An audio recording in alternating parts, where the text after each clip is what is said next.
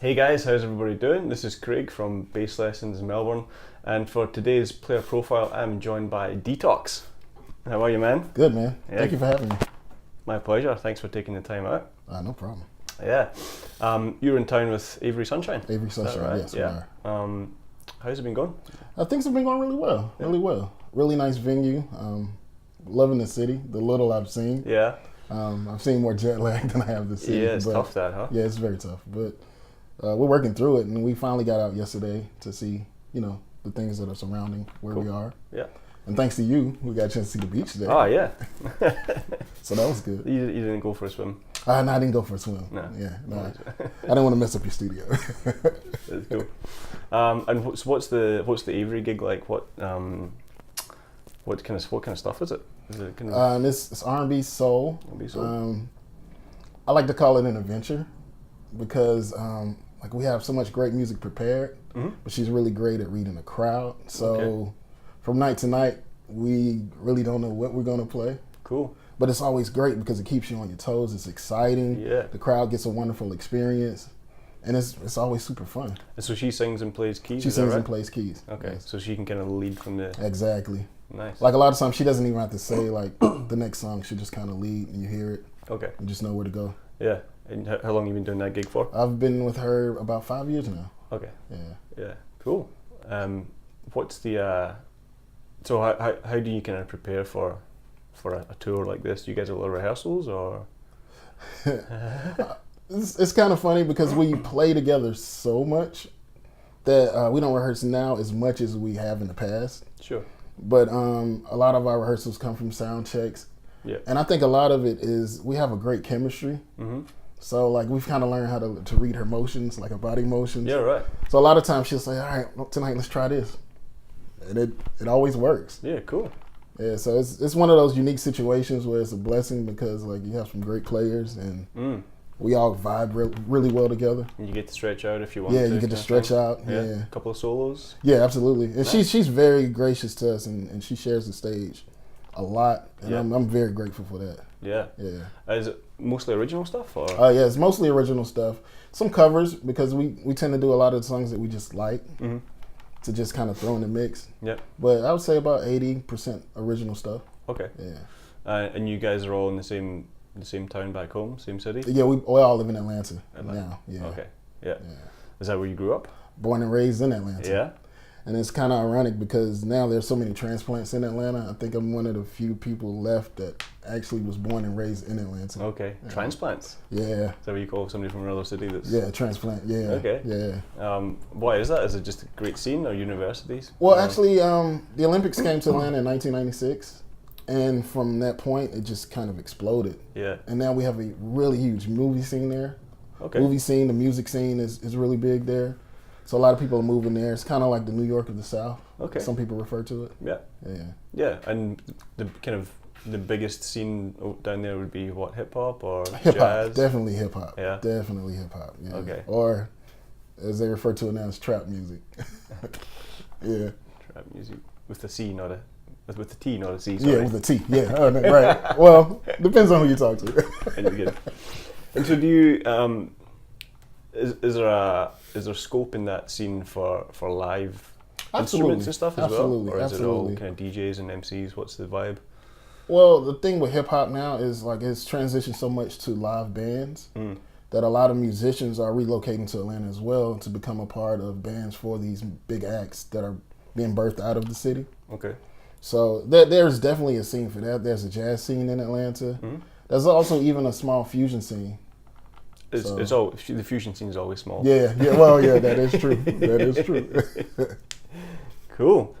So what was your kind of beginnings on bass and stuff? I started out on drums. Okay. And I grew up in a church. Yep. Like a lot of guys I know. Grew up in church. Hung around musicians a lot, and I played drums. I love drums, but our bass player, he owned a bus company, and he was always out of town, and it's no fun playing drums without a bass player. Absolutely. So there was another guy that wanted to play drums, so I was like, well, I'll just start playing bass. How hard can it be? Yeah. And here I am. Okay, so how old were you? I was about 12 then. Okay, yeah. I started playing drums around about 6, 7, Wow. and I was about 12 when I picked That's up pretty bass. young. Yeah. So do you still play drums? Still pretty? Not as much. I Yeah. program drums a lot now when I'm producing. Okay. Yeah. And that actually helps because it helps me to kind of know how to approach songs. And having been a drummer Yeah. for the program and stuff. Yeah, sure. So did you get lessons and stuff, or actually, just by ear mainly? mainly by ear. And Yeah. like, when you get a chance to kind of meet guys that you look up to, Yep. take that opportunity to ask some questions Yeah. and, just kind of fiddle out and figure things out. Did you have like, maybe a mentor or somebody who kind of really showed you the ropes, or? Actually, my mentors were actually keyboardists. Okay. Yeah. Their left hand? Yeah, their left hand, and like, because they wanted to be free. So there was this one guy, like, every time he would play something, he would stop and say, why did you do that? And then it helped me because I didn't realize what he was doing at the time, but it taught me to think, like, well, if I'm helping a keyboardist, I have to be in harmony with them. Yeah. I can't just do my own thing. So that actually helped me a lot. Okay. Yeah. And so, obviously, if you learn stuff by ear, do you get to the point where you actually start putting names to the things that you're doing? Like that's an F sharp minor chord, or Oh yeah, of you course. start to piece it all together. Yeah, and what helped with that is like I would just buy books and honestly, like what really got me to it, I would buy Bass Player magazine. And they would always have this thing in the back would be like the lesson for the week. And I remember the first time it was the 12-bar blues. And I didn't know what that was. Really? And I learned it. Because I'm like, 12, 13. So Okay, yeah. I looked and I was like, well, let me learn that. And then I realized how important it was to start understanding like note names, chord structures, Sure. scales, and how they all work together. And as I learned, one thing I've learned is that when you start pursuing certain things or knowledge about certain things, opportunities just continue to present themselves to help you like learn more and expand on what you've learned. Okay. So it's like I would learn the blues and then like I would be on a gig and they'd be like 12-bar blues and I'm like, okay, cool. Yes. I know what that is. I got this. Yeah. Yeah. And so you're practicing a lot at home, or? I'm practicing a lot at home. Yeah. What was And then church helped a lot too because they kept me pretty busy as a player. Yep. Because the bass player was never around, of course. Sure. So they kept me pretty busy, and a lot of times, like, I don't know if you know much about church, but most times they don't give you the music in enough time. Yeah. So like you show up at rehearsal and that's when you find out, oh, we're doing that song. Okay. But it helped because it helped me to develop an ear and learn how to play kind of fast. Yeah. And just how to kind of anticipate changes and hear the keyboardist kind of leading you about where they're about to go. Really developing your ear. Absolutely. And then, so what did you do to kind of get your chops together, your facility? Were you Mimicking a lot. Who? I started out because just melodically I loved the way it sounded. It was a lot of Jocko stuff. Okay. But the thing about the Jocko stuff, it was like, well, on a regular R&B gig or a gospel gig, it wasn't really usable. Sure. Facility-wise, it was great because it helped me to learn how to use my fingers in a really comfortable way. Yeah. So then I started listening to a lot of James Jamerson. Okay. Because at the time, like a lot of the hits that I loved, he was the bass player there. Yeah. And then like from the jazz side, I listened to a lot of Christian McBride.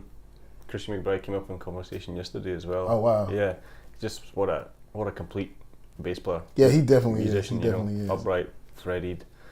Huge ears. He hears everything. Yeah, and his tone. His tone is amazing as well, and his phrasing is impeccable as well. His intonation. Intonation, yes. Yeah. One of those guys. He's definitely one of the favorites. Yeah. So no real lessons then. Just kind of you saw other guys doing it and just went for it. Yeah, just went for it. For it. So, I guess you finished in high school at what, 17, 18? 17. Yeah. Yeah, and then what was? And actually, next? I had a scholarship to Clark Atlanta University. Cool. And I went there and actually, I have a master's degree in computer science. Ah. Worked for about 6 months, and I had an opportunity to do a tour. We were gone for about 6 weeks, and they were holding the job for me. I know if they're watching, they remember the situation. They were holding the job for me, and I came back, and I just couldn't go back. Couldn't go back to the desk I just job. couldn't do it. What was the tour? Well, we did this thing. It's called American Music Abroad with Jazz at Lincoln Center. Okay. And we spent about 6 weeks in different countries in Africa. Oh, wow. And it was a cultural exchange. And what we would do, we would play our music, and we would do workshops during the day, and then they would also play their music, and we would just talk and converse about music and like pretty much the state of music in that country versus America and how things are similar and how things are different.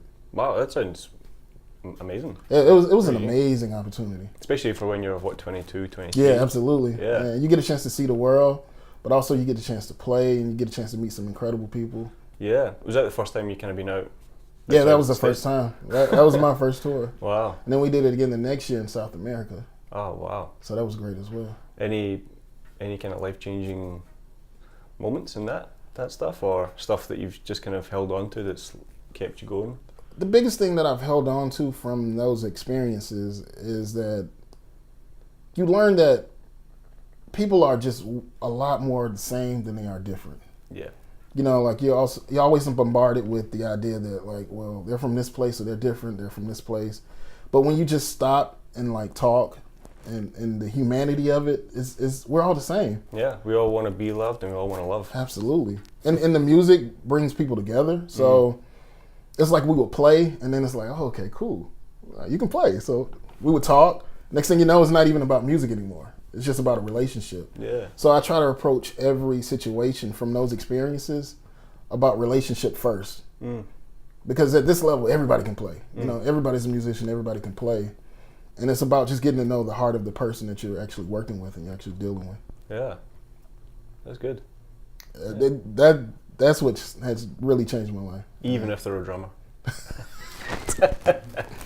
I'm just kidding.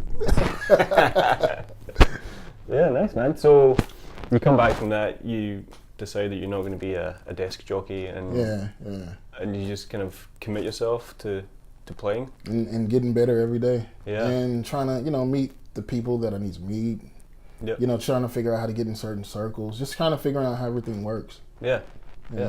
So you're gigging every week? Now I am. Oh, I mean. Well, like then too, then?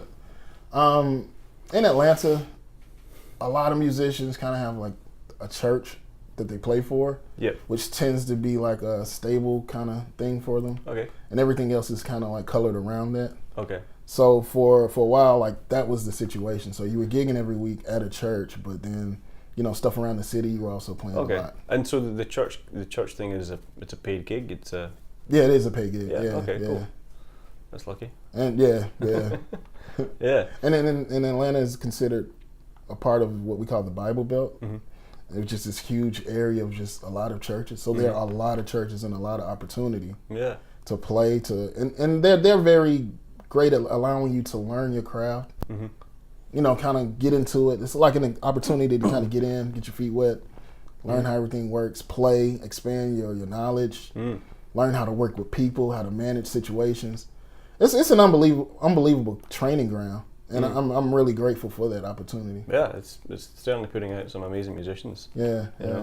You never thought about moving to like New York or LA or one of those kind of hubs? Actually, I did think about moving to New York. I love the energy of New York, but the more I thought about it, the more Atlanta became that same thing, that thing that I was looking for, because a lot of the musicians from New York were coming to Atlanta at the time. Okay. And like we had a lot of record labels that were setting up shop in Atlanta, and a lot of acts were moving to Atlanta. Okay. So it's like a lot of the things I was looking for was within reach, so I didn't have to sacrifice leaving my family. That's cool, yeah. And just stuff I grew up with. So. And the weather, I guess. Well, that's debatable because Atlanta gets pretty hot. Okay. Yeah, it gets really hot. Yeah. But I mean, like, if New York gets really cold, like I'm saying, would that be something you wouldn't be a fan of, or? I wouldn't mind as much. Yeah. Just because I've been in Atlanta so long, I wouldn't mind as much. Wouldn't mind a breath of fresh air. Yeah, just something different. Yeah. Yeah. So it's not really on the cards anymore, or? I wouldn't say that it's off the cards. if the right opportunity came along. If the right opportunity came along, I would definitely. Yeah. Yeah. Yeah, and I mean, there does seem to be a bit of an exodus from New York at the minute. A lot of people are moving out west to LA. Yeah, LA a lot. Nashville, as far as I can tell. But New York's just always got that energy, that vibe. They have the energy, they have the history. And there are a lot of clubs there that really support music, like live music, instrumentation, like really, really great stuff. You know what I mean? There are a lot of cities that, like, if it's not like EDM or certain like levels of hip hop, they don't embrace it as much. But New York and LA, they really embrace live music, and that's what I really love about it. Yeah. So how did you kind of get into the producing side of things? Matter of fact, when we did the Jazz at Lincoln Center stuff, one of the things to apply was you had to have your own project. And so we all got together and we were like, well, let's just figure it out. Let's just do it ourselves. And from there, you kind of learn how to make beats and, record bass, how to properly record instruments. And then it just developed over time because you start hearing other stuff and you're like, well, how do I replicate that sound? Okay. You start doing your research. Google has made it very easy to kind of figure stuff out. YouTube as well. Yeah. But you still gotta have something to say with it. Yeah, absolutely, absolutely. So it's like once you find that thing that you want to say, you have to find a way to accurately represent that thing and be able to get it to other people. Sure. So that you can be heard. So. And also, so that it's true to you or honest. Yeah, it's your thing. Yeah. So to me, that's the most important thing, though, because a lot of people make music because it's what's popular at the time. And to me, the timeless music has been always the stuff where you can feel the heart of the person that's playing. Yeah. Yeah. It always stands the test of time. Like I can hear a James Jamerson line now, and it's still relevant. Totally. Yeah. I think, although I kind of talked about this before, is like with Jamerson or maybe even Rocco. Absolutely. If you're in a band and you started to play like that, you'd probably get some funny looks. Yeah. Why are you playing so many notes? But those guys made it work. They made it work. They made it work, and that was their voice. Yeah. So it just became part of that sound. But like trying to superimpose that into something probably wouldn't work from our context. Yeah, and I think during those times, like they were such a major voice in those bands that a lot of the music was written around what they did. Yeah. So that gave the space for them to do that. Yeah. Like I kind of call it like the busy pocket, but it's like it works. It's not in the way, but it's moving. Yeah. Stuff that you would typically want to hear from strings or keyboard movements. Okay. They were doing that thing. Yeah. What would be like one of your top Jamerson lines? I wouldn't say lines, more so than vibe. Okay. Yeah. So what would be like that thing where he just kind of like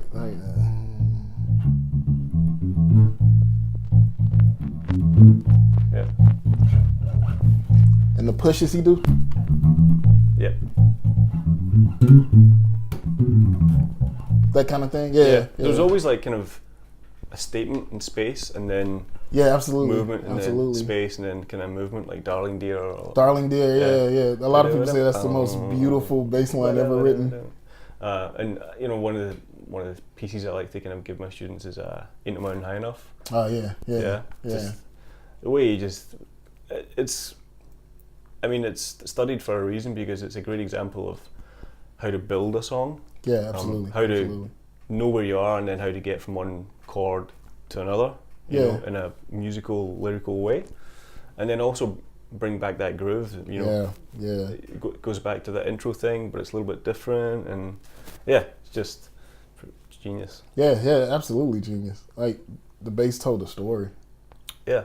Yeah, it was a story within the story. Yeah, you know? And again, like that pocket works because generally the drums are playing straight. Absolutely. You know, so that's another thing I think is important to think about is like if the drums are doing a lot of work, you probably need to step back and let that be the funk. But if the drums are straight up and down, then you can put those anticipations and I read this thing Steve Gadd wrote recently. He was saying that like when he was recording back in the day, he was like, the horn player took a solo. he's like the whole band would start kind of ramping up, Mm-hmm. everybody, and then he's like, before you know it, everybody's kind of going crazy. Mm-hmm. But he was like, in those moments where another instrument is more busy or doing their thing, those are the moments you pull back more. Yeah. Because you want to amplify the voice that is the lead at the time. Yeah. And I think that was the same thing with say a Jamerson, or like one of my favorite players now is Derek Hodge. Okay, yeah. And I've noticed that's one thing he does very, very well. He moves a lot, but when like something else is being said, he sits back so far. Yeah. And it's almost like you never miss him. Mm. But he's like, hey, I'm respecting the lead voice at this time. Yeah. And he still finds his pockets in the conversation to say what he needs to say. Sure. Yeah, knowing your place.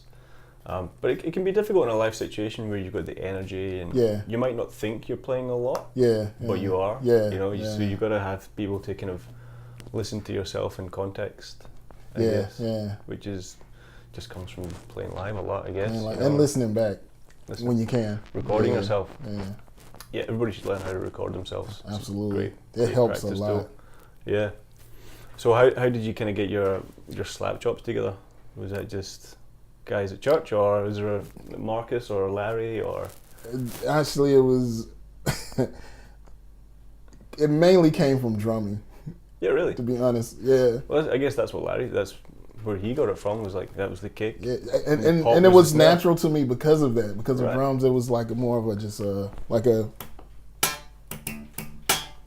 Yeah. And it's easy to lock with a drummer because like I'm thinking as a drummer, so sure. Most of my movements, either like, a lot of times me and this guy, like, we don't even talk about what happens. Yeah. And it's like at certain moments in the song we do exactly the same thing. That's it. But it's natural. It just feels really natural. Yeah.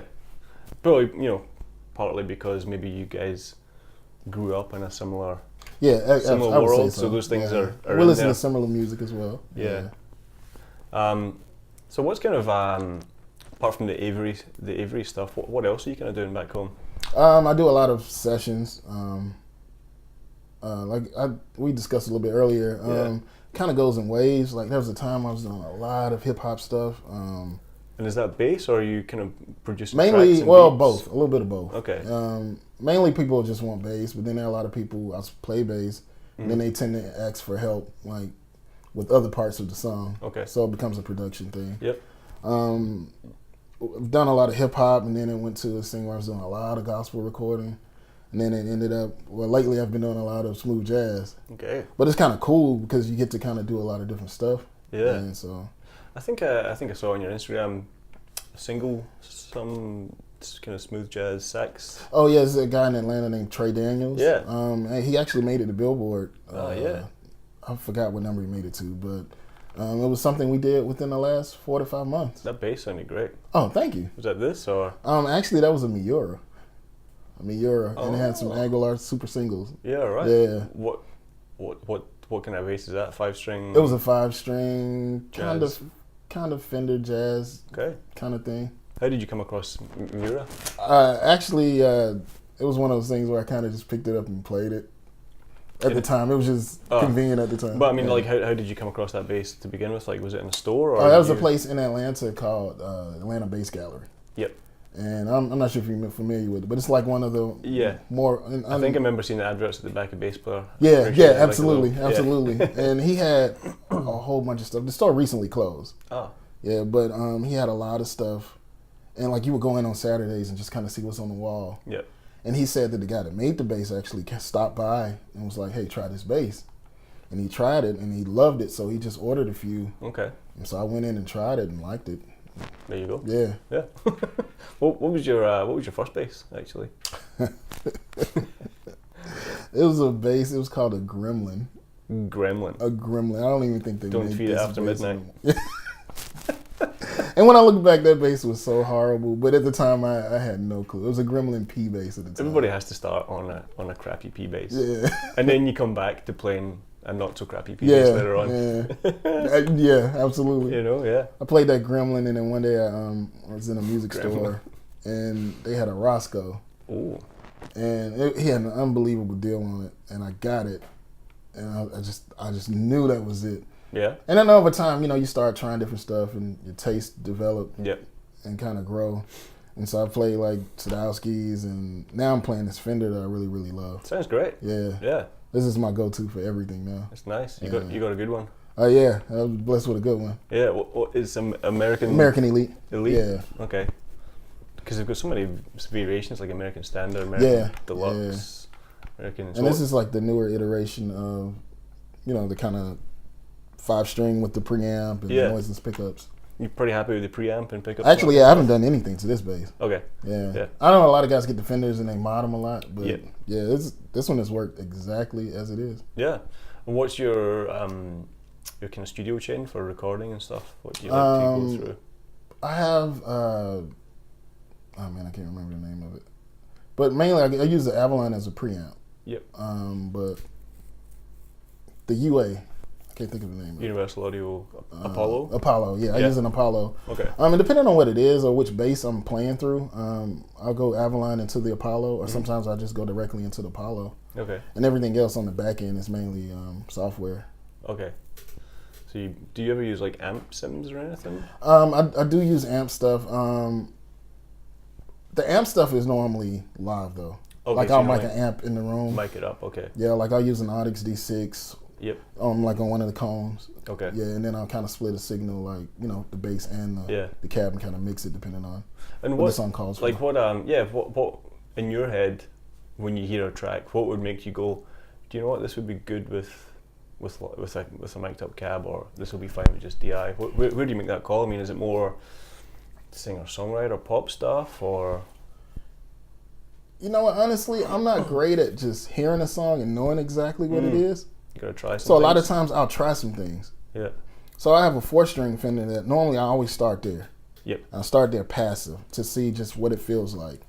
And a lot of times after I kind of see where it is, or I kind of see like, you kind of play with settings and kind of see what it is, it leads me to another place. Okay. And a lot of times when you're playing, you just kind of know like, yeah, this is the right thing for this situation. Yeah. And any tips or advice for kind of mixing bass and making it sit in the mix? What's your... You know what though? One thing I've learned is I am not a mixer. Right, okay. And I gladly pass it off to the guys that do it for a living. Okay. Yeah, what I do is like when I send demos back, I try to find a good space for it to sit in, so you can just so you can get a good idea. Yeah. Yeah, but as far as mixing, So I mean, you basically have the bass louder than everything else because that's where it should sit, right? Bass perspective, right? Yeah. That's all that matters. Check me out. Like I'm killing. Yeah. Do you ever get frustrated with clients? When they send it back and go, no, at bar 26, can you change that G to like a high G? And do you ever get that kind of nitpicky? Now that kind of stuff doesn't bother me, but what does get kind of weird is when they're like, "Look, man, just take this. I'm not gonna send you a reference. Just do play your thing. what you feel." Yeah. So and then it's like you spend a couple of days listening, kind of obsess over it. Like, okay, yeah, I want to do this. I want to approach it this way, and then you play what you think is an amazing performance, and then they'll be like, "Well, no, play this," and I'm like, "Why didn't you just tell me that?" Yeah. Yeah, and I get that they want to see how you would approach it, but my thing is if you already have an image of what you want, it's better for me to create around that versus to take it in a totally different direction.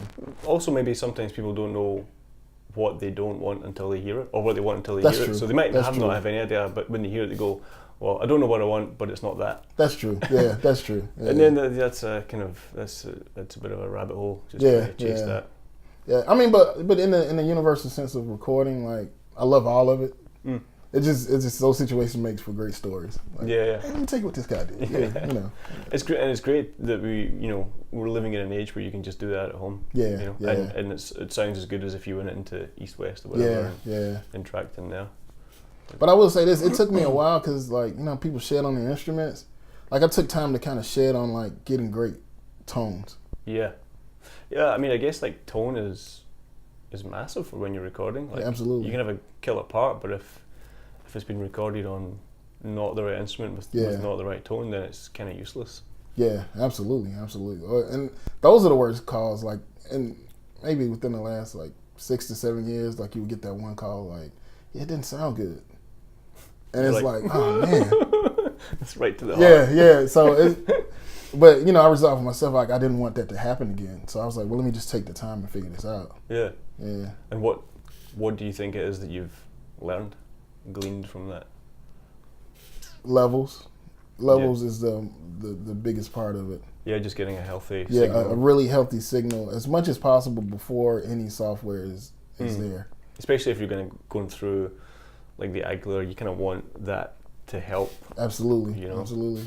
You ever use a little bit of compression on the way in, or? Not on the way in. Yeah. Not on the way in. Not brave enough for that. Yeah. and because it varies with the different people that I've worked with, because everybody typically wants something so different. Okay. So if they don't specify in the beginning, like, hey, I kind of want the level to hit around here, or compress it a little bit, or leave it completely open. Yeah. Like, I'll just give them a raw file, mm-hmm. and that way they can kind of listen. And if it's something they want, like, I'll record maybe 4 to 5 bars and say, hey, check out this tone. What do you think? Okay. Yeah. If they're cool with it, we'll go. But they'll tell me, like, hey, use this compression. Okay. And kind of let it hit around here. They'll tell you pretty much what they want. Interesting. Well, when you get the good guys. Oh, okay, yeah. But then there are some guys that can't really explain what they want. Sure. So you kind of have to interpret. Help them out. Yeah. Yeah. Have you done much like session stuff in the studio with artists and stuff like that? Oh yeah, as well? Yeah, as much as well. Pretty decent studio scene in Atlanta, or? Studio scene is really good. It's really good. We record actually at a place called 800 East in Atlanta. Okay. And it's kind of cool because it's like, it's really comfortable. Mm-hmm. And it's like they have a big room, and then like people with their individual rooms kind of all around it, but they all use the big room when necessary because everything's kind of patched through. Yeah. So those sessions are really great because it's like everybody there kind of feels like family. Mm-hmm. So it's like, okay, who are you working with today? What are you working on now? Or what was this for? Yeah. And if you need help, you can just kind of knock on the door and say, hey, can you come in? Yeah, can you? That's pretty cool. Yeah. Yeah, nice. And we've actually been working out of there for that same project for the Jazz at Lincoln Center. That was back in maybe 2005. Mm-hmm. And we've been recording there since then. And when I met Avery and Dana, they were working out of the same studio. So it was almost like home. There you go. Yeah. What about your kind of the soloing side of things, like improvising? Because it's one thing to learn lines and do the bassline thing, but it's another thing to kind of to improvise and sound lyrical and fluid and have those ideas. Is there anything that you kind of worked on in the past to get you up to speed or to help you feel comfortable with that? Yeah. I went through this. Well, I firmly believe that like you imitate a lot of people, but you don't allow that to be who you are. Mm-hmm. So you imitate to learn like ideas and concepts. Mm-hmm. So it's almost like you read a book, like, you're conceptualizing what you're reading, but then when you personalize it and like, what does this passage mean to you? It becomes an experience that you can translate in other conversations. Yep. So it's like if I'm learning a Christian McBride solo, I'll find a concept or a cluster of notes that I really, really like that feel good under my hands. Mm-hmm. But then I'll try to find different ways to approach it. Mm-hmm. So like, if you play something and it starts on beat 1, then I'll try to move it to the end of 1. Okay. Or move it to 2, just shifting around. Yep. And trying to find different ways to play it, fingering. Yep.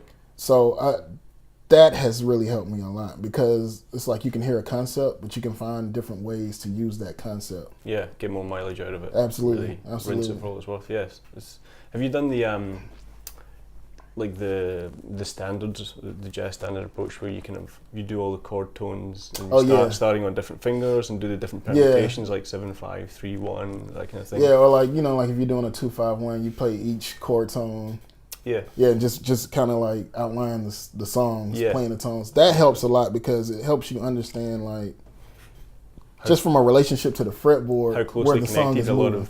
A lot of those notes are. The chords might seem like they're moving in fifths or fourths, but a lot of the notes are only moving in seconds. Yeah, they're clusters, and a lot of times you don't have to move from one position to get relevant notes. Yeah, exactly. Yeah, and that was the biggest thing I learned because you were thinking like, like when you first start, like if you're doing a 2/5/1 in C, it's like, you're like, all right, so I'm playing my 2 here, and then I got to come up here, and then I come down here. But then when you learn when you learn inversions of chords and how the notes are really, really close together, it makes it a lot easier.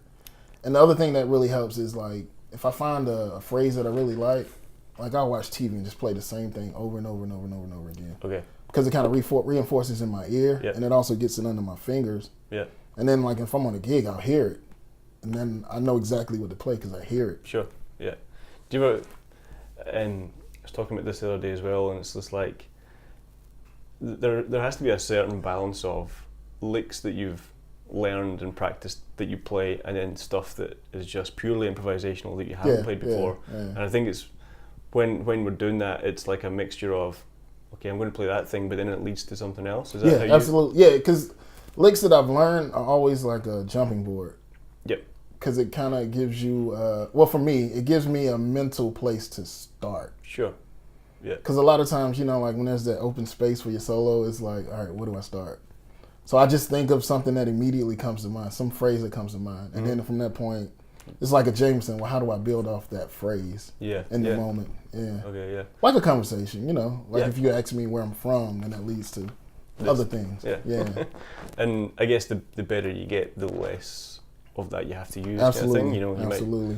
You might be using it half a dozen times throughout your solo, and then 4 times, and then 3 times. Yeah, absolutely. I guess. And then you start to hear like what the other players are doing. Because Avery may do something melodic right before she's calling for a solo. Sure. And you're like, well, I can just continue that idea. Is there anything in the kind of up and coming generation that you see players doing that kind of concerns you, or you think maybe young guys are maybe missing out on, or should be looking at? I mean, I don't want to sound crazy or weird, but one of the things I have noticed that a lot of musicians now, I mean, because YouTube is such a great resource, they spend a lot of time learning on YouTube and from YouTube, but they don't really get time to like have conversation with actual musicians. So it's like you begin to have like a lot of technical facility and a lot of ideas, but you don't tend to learn how to use that because you're not using it in a real setting. Yeah. So when they do get in the setting, it's almost like they want to play everything that they've learned from YouTube because it's your opportunity to use what you've learned. Yeah. But you kind of don't learn how to like dial it back, know when to use it. Yeah. And I think that only comes from being able to interact with other human musicians in different situations. So, I mean, I would just say as much as you learn from YouTube, also look for opportunities to play with other people to be able to explore those ideas and kind of work them out. Yeah. Because, and that was one of the things I got from church. I was able to like learn stuff and kind of work it out. Like, okay, I tried that didn't really work. Or, you know, let me try this. Okay, that works. Maybe I can save this for a similar situation. And perhaps, you know, if you're not in that church environment, it might be a little bit harder. Like, there's probably maybe less opportunities now to play live for musicians than maybe there was. I'm not sure. But it's weird because it's like social media brings us together, but it makes us feel so far apart. Isolated, yeah. So it's like, you know, we follow a bunch of different great musicians, but a lot of times, like, we won't take the opportunity to reach out, like, because you may be in the same city. Hey, let's get together and jam. Or what were you thinking when you approached this song? Or why did you do this? What did you study? How did you approach it? So it's like, you know, instead of just kind of watching other people and just mimicking, like, let's reach out and hook up. Yeah. I mean, because great relationships are formed. Like, we met through social media. Pretty much. And I think that can happen on different levels, and I think it could be a force for much greater. Yeah.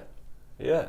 I don't know if you've heard of the band Wolfpack. Oh, yes. Yeah. I mean, that's a kind of thing that's unique to our time, I guess. Yeah, even absolutely. Though they sound like a band from 40 years ago to some extent. Like their success and their model is unique to today's internet climate, so shall we say. Yeah, it's pretty cool. And there's another group, have you heard of the Foreign Exchange? No.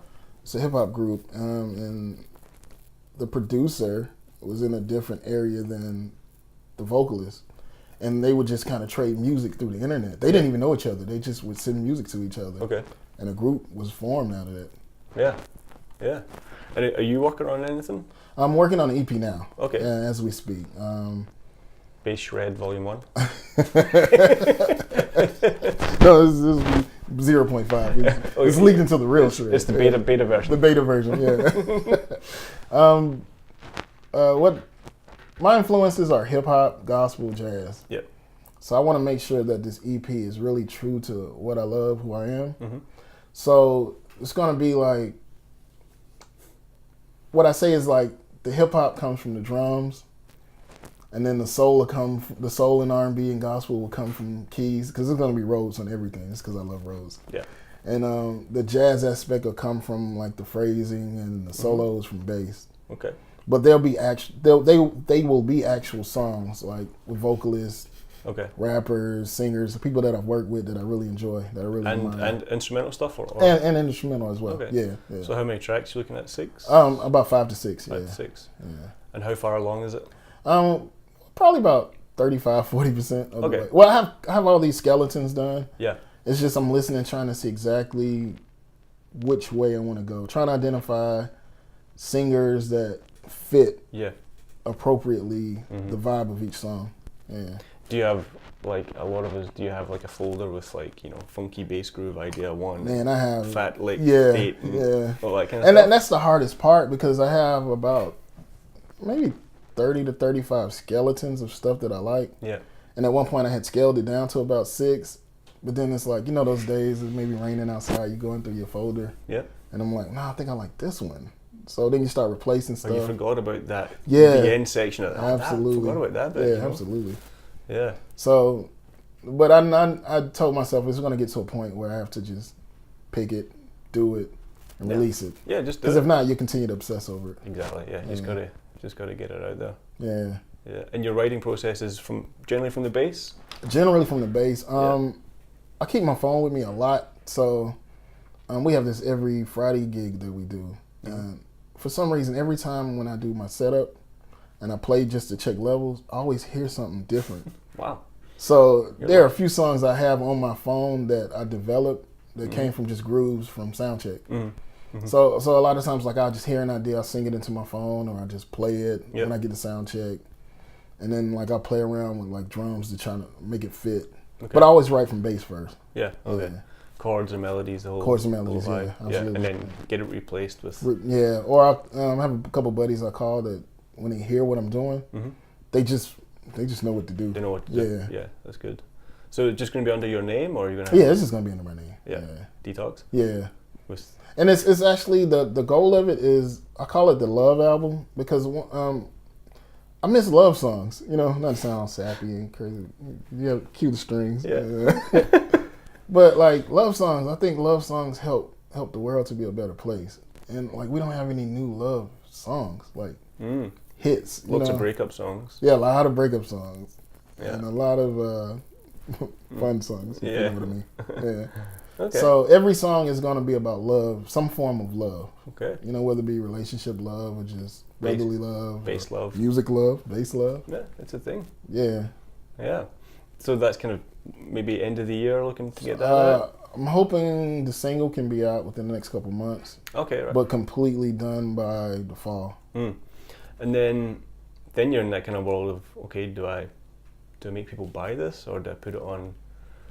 You know, what's your thoughts for getting it out there and making it worth your while, but also getting enough people to hear it so that you can maybe then do it? I like Yannick Gusdala. He for a while, I don't know if you remember, but he would just put his music on Bandcamp, and you could just donate whatever you felt like it was worth. Okay, yeah. And I just thought that was so amazing to me. It worked. Yeah, and it really worked. Yeah. So I would like to try that model. And to be honest, I really don't mind giving it away, because I want to open doors just for other opportunities as well. I mean, you'd rather somebody had it and listened to it than didn't.